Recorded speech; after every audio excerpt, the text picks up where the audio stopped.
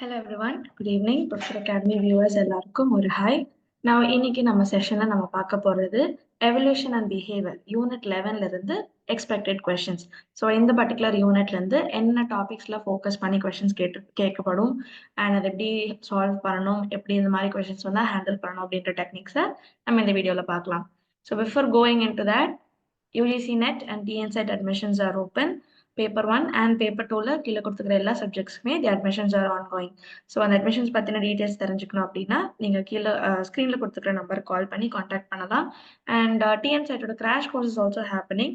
இது exclusively until the exam commences. So paper 1 and paper 2 ரெண்டாவது தடவை கிராஷ் கோர்ஸ் நடந்துட்டு இருக்கு. ஸோ அதோட டீட்டெயில்ஸ் கூட தெரிஞ்சுக்கணும் or you have to follow the classes அப்படின்னா you can contact us and life science சேனலை ஃபாலோ பண்ணிக்கோங்க. So that life science crash கோர்ஸை நீங்கள் ரெகுலராக அட்டென்ட் பண்ணலாம். ஸோ ஃபர்ஸ்ட் கொஸ்டின், நம்ம கொஸ்டின் டிஸ்கஷனுக்குள்ள போகலாம். முதல் கேள்வி, choose the correct set of eras during Precambrian eon. Choose the correct set of eras during Precambrian eon. So Precambrian eon கீழே என்னென்ன எராஸ் இருக்கு and we have to arrange it in the particular order. Okay, so என்னென்ன answer பார்த்துடலாமா? Correct answer would be Precambrian கீழே you have Hadean, Archean and Proterozoic era. So normally நம்ம geological time scale எடுக்கும்போது 4 விதமா பிரிப்போம். First வந்து eon, okay, and அடுத்து era. Eraக்கு அப்புறமா we split it into period and periodல இருந்து we split it into epoch. Now இங்க கேட்டிருக்கிறது eon division. Now eon கீழே eonோட subdivisions will be eras. So இங்க 3 விதமான eras நம்ம eon கீழே பார்க்கலாம். Hadean, Archean, Proterozoic. So Hadean 4.6 to 4.0 billion years ago இருந்த ஒரு era, and இந்த eraல the earth ஓட formation, early crust formation பார்க்க முடியும். ஸோ ரொம்ப rough, no much of life forms அவ்வளவா இருந்தது இல்லை. Archean time, Archean eraல 4.0 to 2.5 billion years ago ஒரு ஸ்டேபிள் கான்டினென்ஷியல் கிரஸ்ட் பார்க்க முடிஞ்சது. அண்ட் அந்த டைம்ல early life forms, microbial, unicellular organisms, early life forms பார்க்க முடியும். அண்ட் புரோட்டியோசோயிக் எரா, அதாவது தேர்ட் எரா இன் ப்ரீகேம்பிரியன் இயான், இது வந்து 2.5 பில்லியன் டு 541 மில்லியன் இயர்ஸ் இருக்கும். ஸோ இந்த டைம்ல அட்மாஸ்பியரோட ஆக்சிஜனேஷன், அப்புறம் காம்ப்ளெக்ஸ் லைஃபோட ஆரம்பம், அந்த இது எல்லாமே இந்த புரோட்டியோசோயிக் எரால பார்க்க முடிஞ்சது. Okay, so this is your Precambrian eon. Precambrian இயானுக்கு அப்புறமா தான் பேலியோசோயிக் அண்ட் ஃபெனரோசோயிக் இயான்ஸ் முதலாச்சு. Okay, so the right answer here would be Hadean, Archaean, Proterozoic. Okay, so அந்த நேம்ஸும் ரொம்ப முக்கியம், அட் த சேம் டைம் ஆர்டருமே ரொம்ப முக்கியம். ஹேடியன், ஆர்கியன், புரோட்டிரோசோயிக். அடுத்த கேள்வி, the presence of 2 families of monotremes and 13 families of marsupials and no wild placental mammals of Australian fauna is the evidence for dash. So நம்ம ஆஸ்திரேலியன் ஃபானான்னு பார்க்கும்போது இந்த இடத்துல யூஸ்வலி நம்ம எந்த வைல்ட் பிளாசென்டல் மேமல்ஸ் பார்க்க முடியாது. அதாவது for example lion, tiger, fox, wolf இந்த மாதிரியான வைல்ட் பிளாசென்டல் மேம் பார்க்க முடியாது. பட் இங்க எது ரொம்ப காமன் அப்படின்னா மோனோட்ரீம்ஸ், அதாவது பிளாட்டிபஸ் அந்த மாதிரி மோனோட்ரீம்ஸ் பார்க்க முடியும். And marsupials, 13 families of marsupials. இதுல நம்ம என்னெல்லாம் பார்க்கலாம்? kangaroos, koala, opossums, Tasmanian devils. So இந்த மாதிரியானது எல்லாமே all the marsupials usually you find it only in the Australian fauna. So இதுக்கான ரீசன் என்ன, அதுக்கான எவிடன்ஸ் என்ன, or what it does it show அப்படின்றதுக்கு 4 ஸ்டேட்மெண்ட்ஸ் இருக்கு. ஸோ இந்த 4 ஸ்டேட்மெண்ட்ல we have to identify the right statements. So 4 statement என்னன்னு பார்த்துடலாம். Number 1 or statement A, mammalian radiation is the consequence of continental drift. Mammalian radiation is the consequence of continental drift. At the origin of mammals occurred in Australian and South American continents. Migration of early mammals, prototherians and metatherians after Laurasia and Gondwana formation. Early mammalian evolution of prototherians and metatherians occurred in Pangaea. So இதுல 2 statements are right and 2 other are wrong. So அது முதல்ல நம்ம இந்த what is this all about அப்படின்னு பார்க்கலாம். இந்த particular marsupials and monotremes ஏன் Australian ரீஜன்ல ஐசோலேட்டடா இருக்கு அப்படின்னா, திஸ் இஸ் பிகாஸ் இந்த monotremes and marsupials independent evolution மூலமா இவால்வ் ஆச்சு. ஸோ இந்த பர்டிகுலர் குரூப் ஆஃப் அனிமல்ஸ்க்கும் பிளசன்டல் மேமல்ஸ்க்கும் ஒரு காம்படிஷன் இல்லாம they had an individual evolution. So இன்னும் சிம்பிளா சொல்லணும் அப்படின்னா this was because of the continental drift. Australian continent drift ஆகுறதுனால இந்த ரேடியேட் ஆன மேமல்ஸ் இந்த இடத்துல ஸ்டார்டட் கெட்டிங் இவால்வ்ட். ஸோ அந்த இடத்துல மற்ற மேமல்ஸோட காம்படிஷன் இல்லாம இந்த மேமல்ஸ் மட்டும் ஸ்டார்டட் இவால்விங்.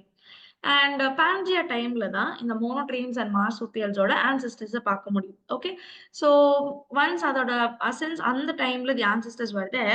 இந்த பான்ஜியன் மூவ்மெண்ட்க்கு அப்புறமா எப்போ பான்ஜியா வந்துட்டு லாரேசியாவும் காட்வானாவும் ஸ்பிளிட் ஆச்சோ அந்த டைம்ல தான் all these were became geographically isolated.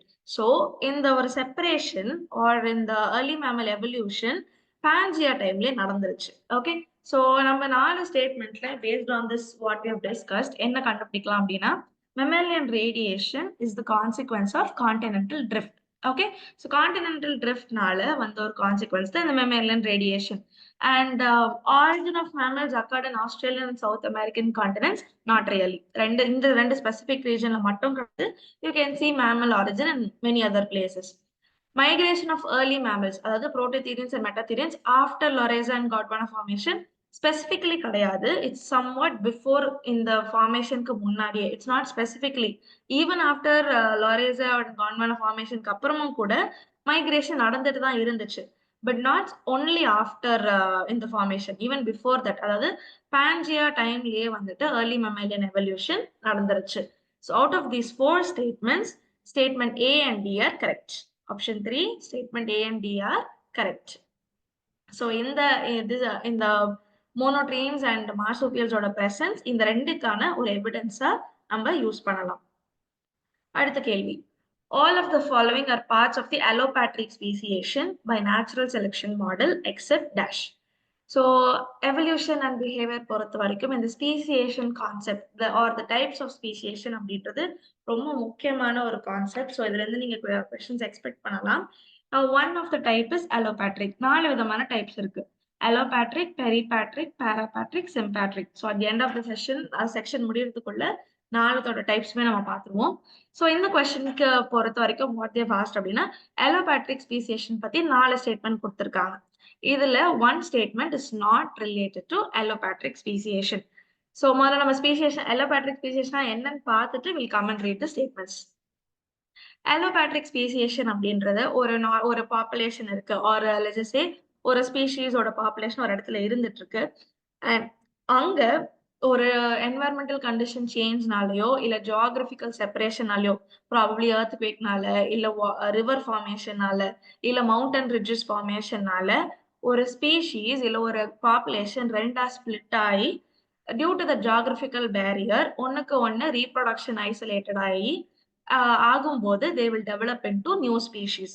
So இதுக்கு பேரு அலோபேட்ரிக் ஸ்பீசியேஷன். ஓகே, ஒரு ஹோல் பாப்புலேஷன் ஒரு ஜியோகிராபிக்கல் பேரியர்னால ஸ்பிளிட் ஆகுது.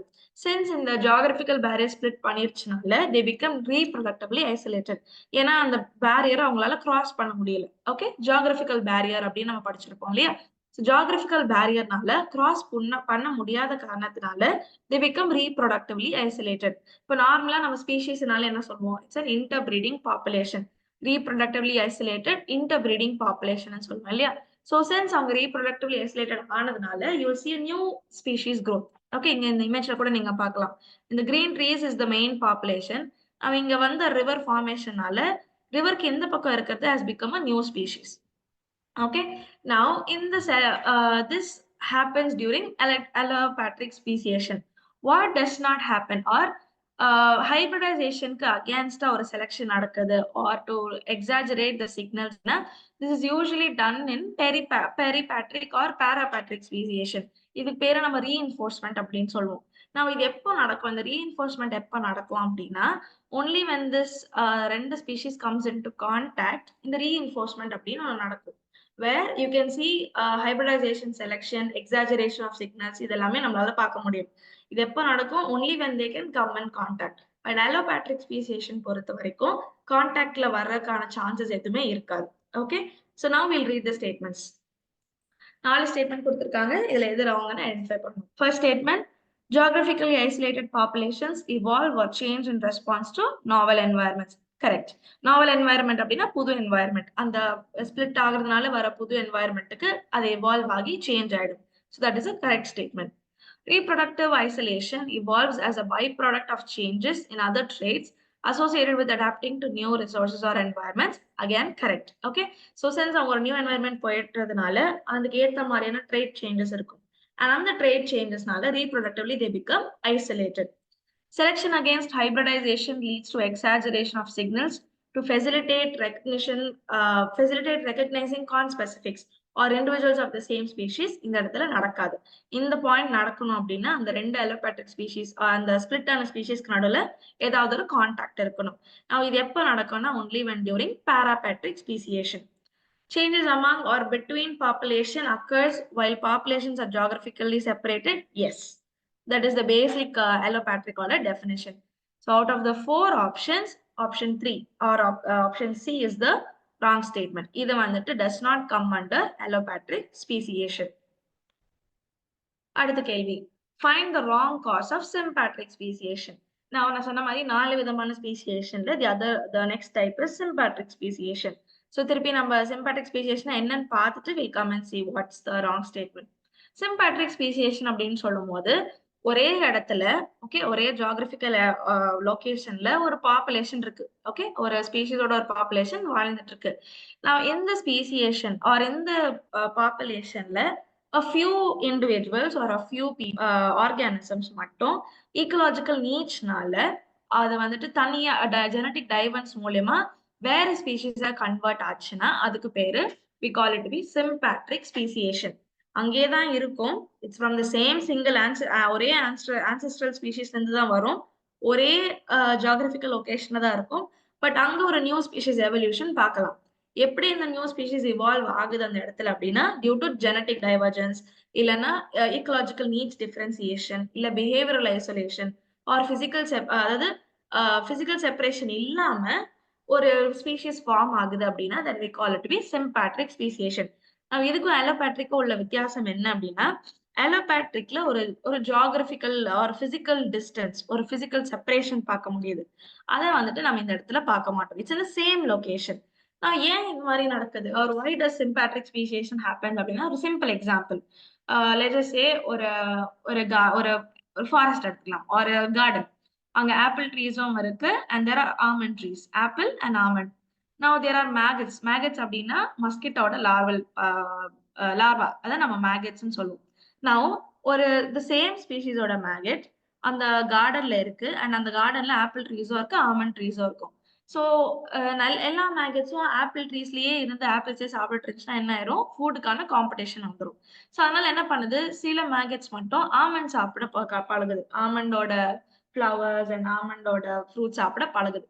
அப்ப என்ன ஆயிடும் பாதி வந்து இந்த ஆப்பிள் சாப்பிட்ற பழக்கம் வந்துடும். மீதிக்கு வந்து will get into the almond eating practice.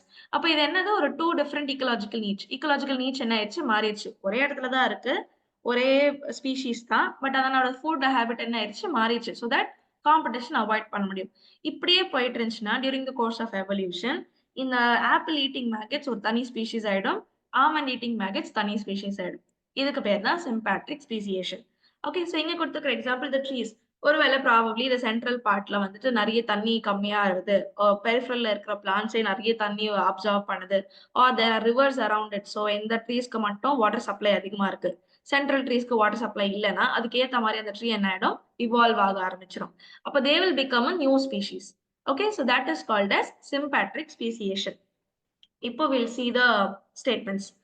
Adaptations and differentiation within a population can lead to speciation. Correct. Okay. ஒரே ஸ்பீசியேஷன்லாம் ஆனா அதோட என்வாயர்மெண்டல் ஆர் சில சேஞ்சஸ்னால அது அடாப்ட் ஆகுறது இல்லை டிஃப்ரெண்ட் ஆகுறதுனால ஸ்பீசியேஷனுக்கு ஃபார்ம் அதாவது இன்னொரு ஸ்பீஷீஸ் ஃபார்ம் பண்ணுது.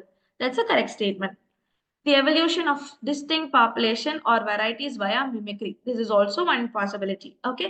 So safe இருக்கணும் மற்ற ஆர்கானிசம் கிட்ட இருந்து predator கிட்ட இருந்து தப்பிக்கணும்ன்றதுக்காக mimicry பண்ணும்போது they become a distinct population. Speciation among insects can be initiated by adaptation to different host plants as for source of food. இப்போ நான் கொடுத்த எக்ஸாம்பிள். ஓகே ஸோ எஸ் அந்த மாதிரி டிஃப்ரெண்ட் சோர்ஸ் ஆஃப் ஃபுட். இப்போ for example butterflies எடுத்துக்கிட்டீங்க அப்படின்னா எல்லாம் அங்க யூ ஹேவ் ஜாஸ்மின் அண்ட் கிரிசாந்தமம் அப்படின்னும் போது சில வந்துட்டு will get used to jasmine சில வந்துட்டு வில் கெட் யூஸ் டு கிரிசாந்தமம். அப்போ ரெண்டுமே they'll become 2 different species. So that is also possible in sympatric speciation. Last option Populations divided by the budding off of a small completely isolated founder colony form a large population. இது கிடையாது. இங்க there's no division or a physical separation இல்ல movement எதுவுமே கிடையாது. Now this again will show peripatric or parapatric speciation. Okay, this shows peripatric speciation. So first three are the right statements. Okay, first three are the right statements, and the wrong cause or wrong statement would be the last option. Now, அடுத்த கேள்வி. Which of the following is the characteristic of allopatric speciation? திருப்பி நம்ம allopatric speciation க்கு வந்திருக்கோம். 4 statement கொடுத்திருக்காங்க. இதுல allopatric speciation ஓட properties or characteristics என்னன்னு கண்டுபிடிக்கணும். So it's a very easy question. Large population, asexually reproducing population, geographical isolation, small population. So basically allopatric speciation சொல்லும் போது geographical isolation நீங்க பார்க்கலாம். Okay, ஒரே species physical separationனால be it mountain or river, ridge formation இல்ல ஒரு tsunami, earthquake, so இதனால separate ஆகும்போது they become two different species. Okay, now இது வந்துட்டு it's not dependent on the population size. இது small population இருக்கலாம், small population நடக்கும், large populationலுமே நடக்க வாய்ப்புகள் உண்டு. Okay, so நம்ம statements பார்க்கும்போது இந்த large and small we can ignore. Okay, geographically isolated, yes, geographical isolation இருக்கும். Asexual reproduction usually பார்க்க மாட்டோம். Okay, asexual reproduction in population கிடையாது. So the right statements will be right answer would be C is correct while A and D are incorrect. Okay, A and D are incorrect, C is correct. அடுத்த கேள்வி. Given that a population contains genetic variation, what could be the correct sequence to influence of natural selection? So ஒரு populationல genetic variation பார்க்க முடியுது. Okay, and இது வந்து natural selection எப்படி influence பண்ணும் அதுக்கான sequence. So 4 statement அதோட correct sequence நம்ம identify பண்ணணும். 4 statement என்னென்ன? Well adapted individuals leave more offsprings than do poorly adapted individuals. The trigger for change is from the environment. Genetic frequencies within the population change. Poorly adapted individuals evince low survivorship. So how does this natural selection happen? So basically environmental changes என்ன பண்ணும் அப்படின்னா அது ஒரு pressure create பண்ணும், ஒரு selective pressure or change கான ஒரு trigger create பண்ணும். Okay, so one example is the finches of Galapagos Islands. Okay, so ஒரே island, ஒரே type of bird, but ஆனா ஒரு different location, different environmental changesனால என்ன ஆகும், ஒரு change trigger ஆகுது. நம்ம இந்த சேஞ்ச்க்கு சிலது வந்து நல்லா அடாப்ட் ஆகும், சிலது நல்லா அடாப்ட் ஆகாது. இந்த நியூ என்வாயர்மெண்ட்க்கோ இல்ல சேஞ்ச்க்கோ அடாப்ட் ஆகாத இண்டிவிஜுவல்ஸோட சர்வைவல் ரேட் குறைஞ்சு போயிடும். ஓகே, புவர் அடாப்டேஷன், அந்த அடாப்டேஷன் கம்மியா இருந்தால they become poorly adapted, survival count குறைஞ்சிரும், லோ சர்வைவல். எதெல்லாம் வந்துட்டு நல்லா சர்வைவ் பண்ண முடியுதோ வெல் அடாப்டட் ஆனது என்ன பண்ண ஆரம்பிக்கும், they will start producing more offsprings. அந்த மோர் ஆஃப்ஸ்பிரிங்ஸ்ல பெனிஃபிஷியல் ட்ரேட்ஸ் அதிகமா தென்படும், குட் அடாப்டேஷன் காட்டும். And over the years of time, over the course of generations, advantageous traits ஓட frequency அதிகமாகும். And அந்த டைம்ல you can see the evolutionary change. அதாவது அந்த ஜீன் ஃப்ரீக்வன்சியோட மாற்றங்களை அந்த லாஸ்ட் கோர்ஸ்ல நம்ம பார்க்க முடியும். ஸோ ஃபர்ஸ்ட் அந்த சேஞ்ச்க்கான ஒரு ட்ரிகர், அப்புறம் புவர் அடாப்டேஷன், ஸ்லோ சர்வைவல், அப்புறம் good adaptation R well adaptation, finally you see the gene frequency change. So இதை படி நம்ம அரேஞ்ச் பண்ணணும் அப்படின்னா B, trigger for change is from the environment. That's the first step. From D, poorly adapted individuals evince low survivorship, while well adapted individuals leave more offspring than do poorly adapted individuals. Finally, genetic frequencies within the population change. B, D, A, C. Option 1, B, D, A, C is the right sequence. So இந்த மாதிரி sequence type questions இருக்கு or ஈவென்ட்ஸோட order கேட்டிருக்காங்க, உங்களுக்கு வந்து ரொம்ப கிளியரா தெரியல அப்படின்னா try to write it down, எழுதி பாருங்க அண்ட் எழுதி ஒரு மேப் மாதிரி கனெக்ட் பண்ணி பாருங்க. ஓகே, அப்போ you will have an idea. First for example இந்த நாளத்துல என்ன நடக்க வாய்ப்பு இருக்கு, முதல்ல ஒரு சேஞ்ச் இருக்கணும், அதாவது ஒரு ட்ரிகர் இருக்கணும், அப்போ ட்ரிகர் நம்பர் 1. அந்த மாதிரி நீங்க எழுதி பழகினீங்க, எழுதி பார்த்தீங்கன்னா சீக்வன்ஸ் ஐடென்டிஃபை பண்ணிடலாம். If it's a long sequence, இப்போ ஒரு வேலை 6 or 7 டேர்ம்ஸ் ஒரே ஆப்ஷன்ல கொடுத்து அதை அரேஞ்ச் பண்ண சொல்லியிருக்காங்க, அந்த மாதிரி கண்டிஷன்லயுமே write down the sequence and then identify the correct option. So good. Next question போலாம். Which of the following is a post-zygotic isolating mechanism in speciation? Post-zygotic isolation mechanism in speciation. So basically speciation இருக்கும்போது ஒரு isolation வந்துடும், ஒரு ஸ்பீஷிஸ்க்கும் இன்னொரு ஸ்பீஷிஸ்க்கும் நடுவுல reproduction நடக்காம இருக்கிறதுக்கு you will have isolating mechanism. இதை நம்ம ரெண்டா பிரிக்கலாம். Prezygotic barrier, postzygotic barrier. அதாவது ப்ரீ ஜைகாட்டிக்னு சொல்லும் போது ஜைகாட் ஃபார்ம் பண்றதுக்கு முன்னாடியே சில பேரியர்ஸ் இருக்கும். So for example behavioural isolation. ஒரு ஆர்கானிசமே, any organism for the matter, பேர்ட்ஸா இருக்கட்டும், இன்செக்ட்ஸா இருக்கட்டும், மேமல்ஸா இருக்கட்டும், they will have their own courtship rituals or mating rituals ன்னு சொல்லலாம். ஃபார் எக்ஸாம்பிள் பேர்ட்ஸ் எடுத்துக்கிட்டீங்கன்னா சில பேர்ட்ஸ் வந்து டான்ஸ் ஆடும். அந்த மேல்ஸ் வந்து டான்ஸ் ஆடும், இல்ல அதோட வோக்கல்ஸ் வச்சு இம்ப்ரெஸ் பண்ண ட்ரை பண்ணும். அதோட ப்ரூடிங், அதோட ஸ்கின் ஆர் ஃபெதர்ஸ் வந்துட்டு கலர் சேஞ்ச் ஆகும். ஸோ என்ன பண்ணும், it will try to impress the female. So ஒரு பேர்டும் ஒரு ஸ்பீஷீஸோட டான்சஸ், அந்த வோக்கல் நோட்ஸ் ஆர் சாங்ஸ் வந்துட்டு, அதாவது மேட்டிங் சாங்ஸ் வந்துட்டு will be totally different from the other species. Okay, so very classical example சொல்லணும் அப்படின்னா பீகாக்ஸ். பீகாக் ரொம்ப அழகான டான்ஸ் ஆடும் டு இம்ப்ரெஸ் த மேட். ஒரு பீகாக் டான்ஸும் ஒரு லயர் பேர்டோட டான்ஸும் will not be the same. Okay, so அது வந்து பிஹேவியரல் ஐசோலேஷன். அடுத்து சீசனல் ஐசோலேஷன். சில அனிமல்ஸ் சில பர்டிகுலர் சீசன்ல தான் அந்த ஹீட்க்கு போகும். சில அனிமல்ஸ்க்கு ஃபார் எக்ஸாம்பிள் சில மேமல்ஸ் வந்துட்டு வருஷத்துக்கு ஒரு வாட்டி தான் அந்த ஹீட்க்கு போகும். டாக்ஸ், கேட்ஸ் எல்லாம் பாத்தீங்கன்னா வருஷத்துக்கு 3 வாட்டி ஹீட்குள்ள போகும். ஸோ இந்த சீசனல் ஐசோலேஷன் இருக்கிறதுனால they will not be able to mate. இன்னொன்னு பிசிக்கல் ஐசோலேஷன். அதாவது இந்த ஜெனட்டல்ஸ் வந்துட்டு they will not be compatible. Okay, ஒரு male for example any male organism அதோட பீனஸும் இன்னொரு ஃபீமேலோட வஜைனல் ஹோலும் will not be compatible. So அது வந்து ஒரு பிசிக்கல் பேரியர். இந்த மாதிரி அண்ட் ஃபர்டிலைசேஷன் ஃபெயிலியர். ஒருவேளை மேட்டிங்கே நடந்துட்டாலும் ஃபர்டிலைசேஷன் நடக்காது. ஏன்னா எக்குக்கும் ஸ்பெர்ம்க்கும் நடுவில் என்ன நடக்கணும், ஒரு கெமிக்கல் சிக்னலிங் நடக்கும். ஒரு கெமிக்கல் சிக்னலிங், கெமிக்கல் ஐடென்டிஃபிகேஷன் நடக்கணும். அது நடக்காதப்போ ஃபர்டிலைசேஷன் ஃபெயிலியர் நடக்கும். ஸோ இதெல்லாமே ப்ரீ ஜைகாட்டிக் பேரியர்ஸ். போஸ்ட் ஜைகாட்டிக் பேரியர்ஸ்ன்னு வரும்போது ஒருவேளை மீட்டிங்கே நடந்து இது எல்லாமே தாண்டி மீட்டிங் நடந்து ஜைகோட் ஃபார்ம் ஆயிடுச்சு அப்படின்னா, அந்த ஜைகோட் ஃபார்ம் ஆனதுக்கு அப்புறமும் சில பேரியர்ஸ் இருக்கும். ஒன் வெரி காமன் பேரியர் வந்து ஹைபிரிட் ஸ்டெரிலிட்டி. ஹைபிரிட் ஸ்டெரிலிட்டி என்னும் போது அந்த ப்ரொடியூஸ் ஆகிற ஆஃப் ஸ்பிரிங் வந்துட்டு யூஸ்வலி இட்ஸ் ஸ்டெரைல். அதால திருப்பி ரீப்ரொடியூஸ் பண்ண முடியாது. வெரி நல்ல எல்லாருக்கும் தெரிஞ்ச எக்ஸாம்பிள் மியூல். ஹார்ஸ் அண்ட் டாங்கியோட மேட்டிங்ல வர்றது mule. Mule is completely sterile. Okay, postzygotic பேரியர்ஸ்ல சில இதுல வந்து ஜைகாட்டிக் டெவலப்மெண்ட் இருக்காது. சிலது வந்துட்டு பிளசன்டல் இஷ்யூஸ் இருக்கும், ஆர் இம்ப்ளான்டேஷன் நடக்காது, ஆர் இந்த மாதிரி sterility, low birth rate R low சர்வைவல்ஷிப் count, ரொம்ப சீக்கிரமான ஏஜ்ல சாகுறது, இந்த மாதிரி எல்லாமே will be the post zygotic barriers. Okay, so out of the given options, behavioral isolation, seasonal isolation, fertilization failure, hybrid sterility, இந்த 4 ஆப்ஷன்ல முதல் 3 prezygotic barriers and the last one hybrid sterility அப்படின்றது post zygotic barrier. Okay, so அது வந்துட்டு we usually do not see it in post zygotic. Post zygoticல நம்ம பார்க்கிறது hybrid sterility.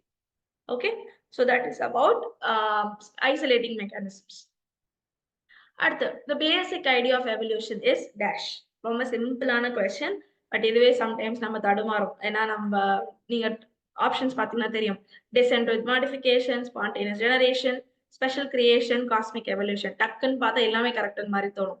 But actual idea, what is the basic idea behind evolution?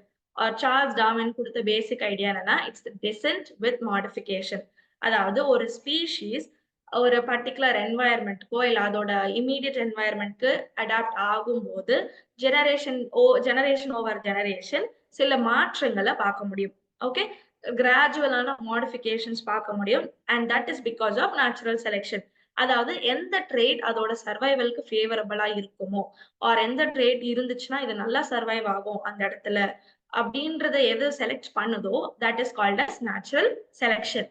And the natural selection, you see it in the generations to come. Okay, so basic idea of evolution is descent with modification. That is the right answer. At the Kelly, again we are coming back to types of speciation. When a population enters a new niche or habitat within the range of the parent species, the form of speciation is called dash. ஒரு population ஒரு புது நீச் இல்ல புது habitat அந்த parent species இருக்கிற இடத்துலயே போய் ஒரு ஸ்பீஷீஸ் ஃபார்ம் பண்ணுச்சுன்னா அது என்னது? It is nothing but parapatric speciation. Parapatric speciation பொறுத்த வரைக்கும் ஒரு பாப்புலேஷனோட யூஸ்வலி இந்த பெரிஃபரல் ரீஜன், அதாவது ஒரு பாப்புலேஷன் எடுக்கும்போது அதோட பெரிஃபரல் ரீஜன்ஸ் ஓரமா இருக்கிற ரீஜன்ல நீச்சோ அல்ல ஹேபிடட் சேஞ்ச்னால அந்த ஸ்பீஷீஸ் இந்த மெயின் பேரண்ட் ஸ்பீஷீஸ்ல இருந்து டீவியேட் ஆகி வேற ஸ்பீஷீஸ் ப்ரொடியூஸ் ஆச்சுன்னா we call it to be parapatrik. நான் இங்க ஜியோகிராபிக்கல் ஐசோலேஷன் கிடையாது, அலோபேட்ரிக் மாதிரி இங்க ஜியோகிராபிக்கல் ஐசோலேஷன் கிடையாது. ஒரு லிமிட்டடான ஜீன் ஃப்ளோ இந்த ரெண்டு பாப்புலேஷன் நடுவுலயும் பார்க்க முடியும். டிஃப்ரெண்ட் என்வாயர்மெண்டல் கண்டிஷன்ஸ்னால ஆர் டிஃப்ரெண்ட் என்வாயர்மெண்டல் நீட்ஸ்னால லிமிட்டட் ஜீன் ஃப்ளோ பார்க்க முடியும். But it's again it forms two different species. So for example, ஒரே டைப் ஆஃப் வீட் நீங்க அன்கண்டாமினேட்டட் சாயில்ல வளர்க்குறதும் அந்த சைட்ஸ்ல இருக்கிற மைன் வேஸ்ட்ல வளர்க்குறதும் you will see a difference. Okay, that is called as parapatrik speciation. Okay, so the right answer is parapatrik speciation. அடுத்த கேள்வி. The phenomenon ontogeny recapitulates phylogeny is governed by dash. The phenomenon ontogeny recapitulates phylogeny is governed by dash. So 4 law கொடுத்திருக்காங்க. அதுல எது கீழ ontogeny recapitulates phylogeny அப்படின்றது வரும்? Darwinian law, neo-Darwinian law, bioenergetic law, Lamarckian law. So bioenergetic law பொறுத்த வரைக்கும் இந்த bioenergetic law அப்படின்ட்டு ப்ரொபோஸ் பண்ணவர் Ernst Haeckel, and இவரோட கருத்து பொறுத்த வரைக்கும் ontogeny recapitulates phylogeny. அதாவது ஒரு எம்பிரியானிக் ஒரு டெவலப்மெண்ட், ஒரு எம்பிரியோட development we call it be ontogeny ன்னு சொல்லுவோம். ஓகே, சோ ஒரு எம்பிரியோட டெவலப்மெண்ட் ஒரு ஸ்பீஷீஸோட எவல்யூஷனரி ஹிஸ்டரி மாதிரியே ரெப்ளிகாவா இருக்கும். It looks like species development. எவல்யூஷனரியில ஒரு ஸ்பீஷீஸ் எப்படி டெவலப் ஆயிருக்கோ அதோட ரெப்ளிகா மாதிரி இருக்கும் this ontogeny or this embryonic development.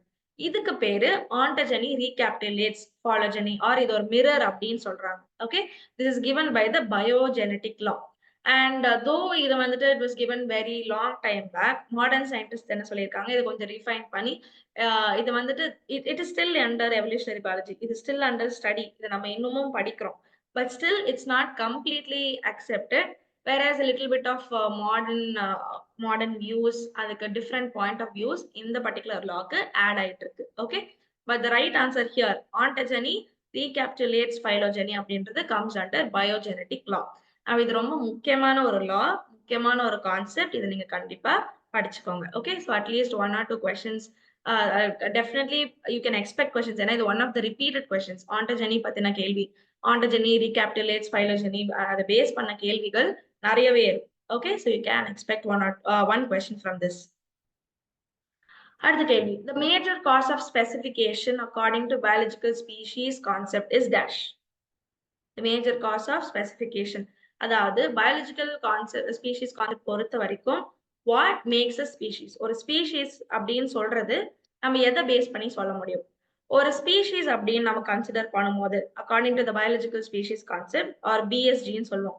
ஒரு பிஎஸ்ஜி பொறுத்த வரைக்கும் ஒரு ஸ்பீஷீஸ் அப்படின்னு சொல்றது ஒரு interbreeding population that are reproductively isolated. They can interbreed, அது reproductively they are completely isolated. அந்த கண்டிஷன்ல we call them to be a species. So மேல கொடுத்திருக்கிற ஒரு எக்ஸாம்பிள், இது ஒரு வெஸ்டர்ன் மெடோலார்க், இது ஈஸ்டர்ன் மெடோலார்க். So basically இந்த மெடோலார்க் is found on the western sides of the forest, and இந்த வந்துட்டு is found on the eastern side. இது ரெண்டுமே it's supposed to be the same species, but அதோட reproductive isolationனால they became two different species. பார்க்கிறதுக்கு ஒரே மாதிரி தான் இருக்கு. It looks exactly the same. ஆனா இது வந்து the western meadowlark, இது eastern meadowlark, two different species. Okay, so இந்த மாதிரி ஒரு reproductive isolationனால self interbreeding, அதாவது இந்த western meadowlark eastern meadowlark ஓட mating பண்ணாது. Okay, so அந்த restriction இருக்கிறதுனால they form a different species. Okay, so this is called as species according to biological species concept. Okay, so in the restriction can be of any type. நம்ம already படிச்சோம் இல்லையா, pre-zygotic, pro-zygotic isolation, post-zygotic isolationனால இந்த gene flow stop பண்றதுக்கான chances இருக்கு. Okay, so this is called as reproductive isolation. அதாவது BSG பொறுத்த வரைக்கும் or BSC பொறுத்த வரைக்கும் species அப்படின்றது is reproductively isolated. Okay, geographically ஒரே இடத்துல இருக்கலாம், but still it's reproductively isolated. Next கேள்வி. Jurassic period of Mesozoic era is characterized by dash. So Jurassic periodல basically என்ன இருந்துச்சு? Okay, Mesozoic era கீழ we see Jurassic period, and Jurassic periodல முக்கியமா என்ன இருந்துச்சு அப்படின்றது தான் question. Your options are gymnosperms are dominant plants and first birds appear, flowering plants and dinosaurs appear, radiation of reptiles and origin of mammals like reptiles, dinosaurs became extinct, angiosperms appeared. So basically, in the Jurassic period, அதாவது 201 to 145 million years ago, in the Jurassic period, it comes under Mesozoic era. இந்த டைம்ல அதிகமா gymnosperms அதிகமா இருந்துச்சு, like cycads, conifers, cone trees, pine cones, இந்த மாதிரியான gymnosperms தான் வந்துட்டு அதிகமா இருந்துச்சு. So these were the dominant ones இங்க நீங்க பார்க்கலாம். ஓகே, அண்ட் இந்த டைம்ல தான் முதல் ஃபர்ஸ்ட் பேர்ட்ஸ் லைக் ஆர்கியோடெரப்ஸோட அப்பியரன்ஸுமே இருந்துச்சு. Okay, so the fossil records பொறுத்த வரைக்கும் இந்த ஆர்கியோடெரிக்ஸோட ஃபாசில்ஸ் ஆர் அதோட data dates back to this Jurassic period. And it is thought to be that in the Archaeopteryx, theropod dinosaurs evolved ஆச்சு. Okay, and in the time dinosaurs were very abundant. Jurassic period the dinosaurs were very abundant, but on the time angiosperms, அதாவது flowering plants வந்துட்டு ரொம்ப அதிகமா இருந்ததில்லை. Okay, so this is about the Jurassic period. So out of the given options, option A, gymnosperms are dominant plants and first birds appear. That is the right answer. So Jurassic பீரியட்ல வச்சுக்கோங்க, நிறைய gymnosperms இருந்துச்சு, டைனோசர்ஸும் அதிகமா இருந்துச்சு, but and first பேர்டோட அப்பியரன்ஸ் ஆர்கியோப்டெரிக்ஸோட டேட்டாவும் goes back to this Jurassic period. அடுத்த கேள்வி, which scientist proposed the ontogeny recapitulates phylogeny in his theory of recapitulation? So அதுக்கு ஆல்ரெடி நம்ம ஆன்சர் பார்த்துருக்கோம். Right answer would be Ernst Haeckel. So Ernst Haeckel அப்படின்றவர் தான் propose this theory of recapitulation. And அதுல சிம்பிளா அந்த தியரியை சொல்றதுதான் ontogeny recapitulates phylogeny. Now it's simple. Embryonic development மாதிரியே தான் ஒரு ஸ்பீஷீஸோட எவல்யூஷன் ஹிஸ்டரியும் இருக்கு அப்படின்னு சொல்றதுதான். And but still, as I told you, modern scientists, modern concepts and views வந்துட்டு இது ரொம்ப ஓவர் சிம்பிளிஃபைடா இருக்கு, or this is not exactly what happens. Evolution அப்படின்றது இட்ஸ் மோர் காம்ப்ளிகேட்டட் அப்படின்ற நிறைய வியூஸை இந்த ஒரு particular தியரிக்கு they've added. But still, this is a very significant theory. இது அடிக்கப்பட்ட தியரி கிடையாது. It's still under consideration.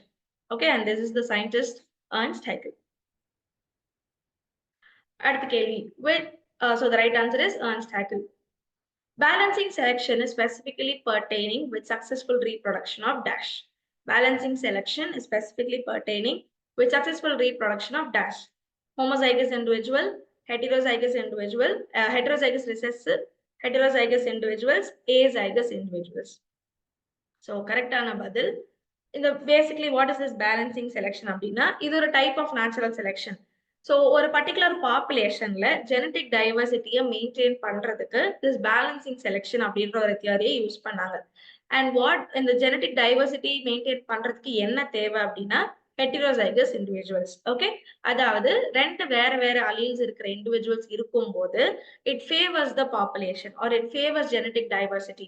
So very good example இதுக்கு அப்படின்னா ஒரு classical example வந்துட்டு sickle cell anemia.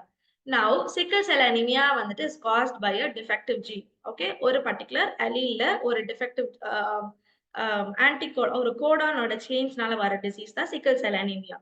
Now in ரெண்டு alleles, this is a recessive disease, autosomal recessive disease.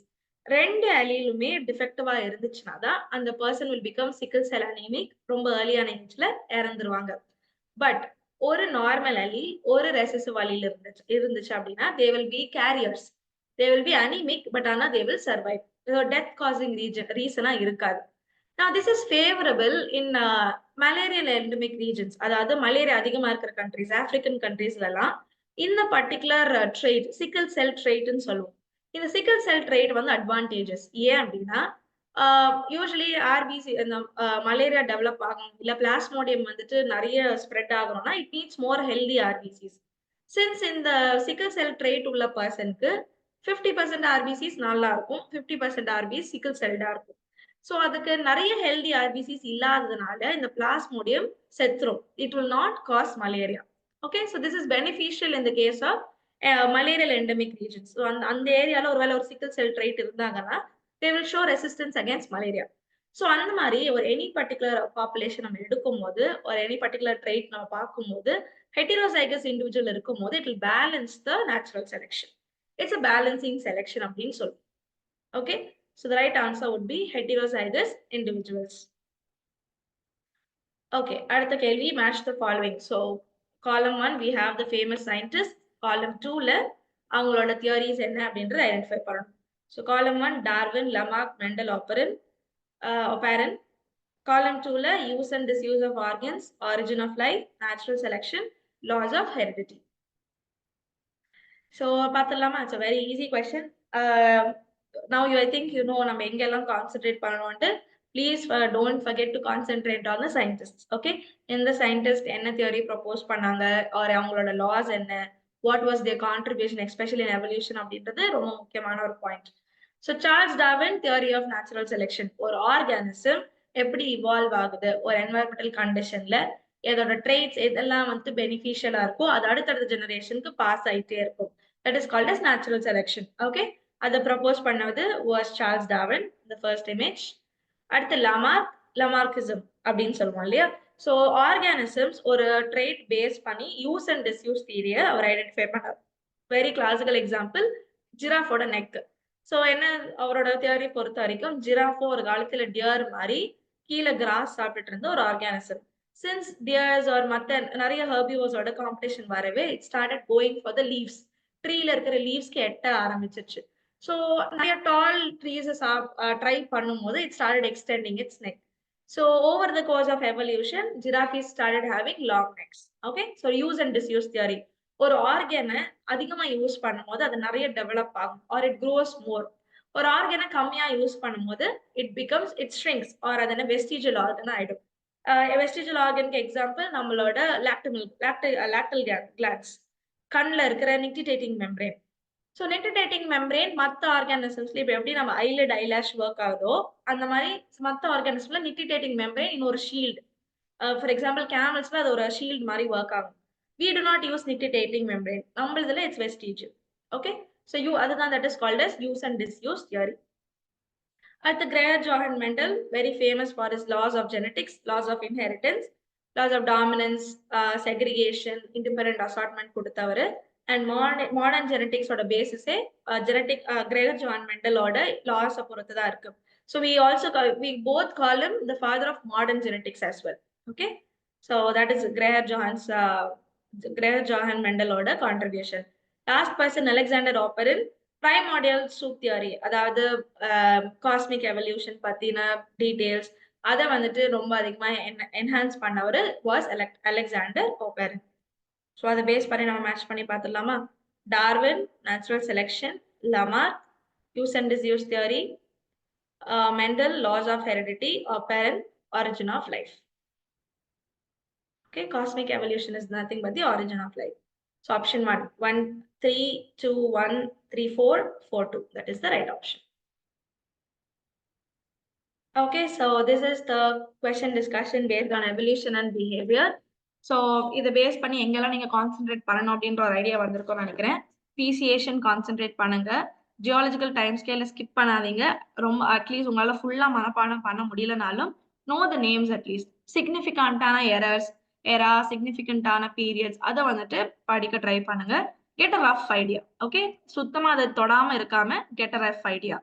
And then concentrate on types of speciation, species concepts, speciation நடக்காம இருக்கிறதுக்கான barriers, and என்னென்ன விதமான theories இருக்கு, லாஸ், ஆன்டஜெனி, ஃபைலோஜெனி, இதோட differences என்ன, இதெல்லாமே நல்லா ஃபோக்கஸ் பண்ணிக்கோங்க. மாலிகுலர் எவல்யூஷனுமே படிச்சுக்கோங்க. Okay, do not skip molecular evolution, mechanisms of evolution, அது எல்லாமே நீங்க ஃபோக்கஸ் பண்ணலாம். And இதெல்லாம் படிச்சுட்டு still you have time அப்படின்னா please concentrate on animal behavior as well. So animal behavior also you can expect questions. So that is about unit 11, evolution and behavior. So இந்த session உங்களுக்கு யூஸ்ஃபுல்லா இருக்கும்னு நினைக்கிறேன். Once again a small reminder, UGC NET TN set admissions are open. Paper 1 and paper 2 ஓட classes are happening. So அதுக்கான details தெரிஞ்சுக்கணும், நீங்க join பண்ணணும் அப்படின்னா you can contact us through the numbers given on the screen. So thank you all. Have a nice learning. அடுத்த கிளாஸ்ல நம்ம meet பண்ணலாம்.